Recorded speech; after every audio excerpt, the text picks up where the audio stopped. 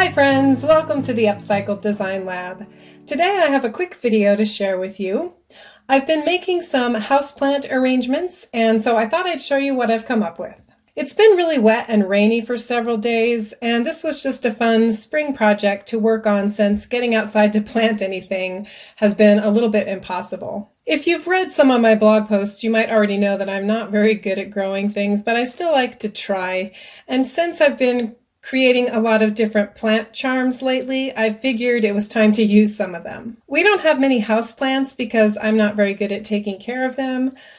We have 4 rambunctious dogs that knock things over and our 2 house cats that will chew on any plant except for catnip.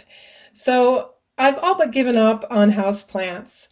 But I started making these arrangements as gifts, and they were pretty cute, and I had some extra plants.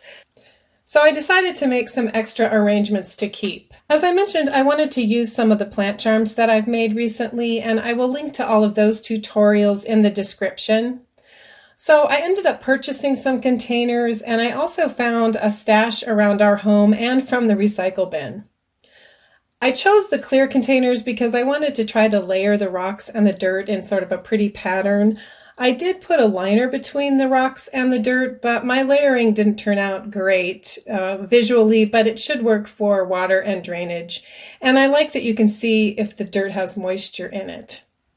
So I ended up making several different arrangements. I ran out of rock and I had to scrounge around and find some alternatives. So I picked up some gravel from our yard and I combed through some of my craft supplies, and I found seashells, Dollar Tree glass, marbles, and even some Scrabble tiles that I ended up using. I'm not going to give you any tips on plants or planting because I'm certainly not an expert in that area, but I was able to figure out how to separate the plants, and I added several to the different containers to make them a little bit more interesting. And I'm testing closed and open containers. I had a lot of fun creating each of these little planters and experimenting with different materials. As I mentioned, I will link to all the plant charm tutorials in the description, but for these planters I wanted to add a stake to the bumblebee so he would look like he was kind of up in the air and flying. And I just used a wire hanger and some E6000 glue.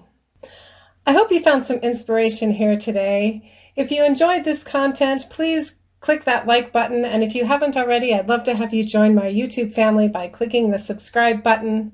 Thanks so much for watching. I hope to see you back here soon in the lab for my next experiment.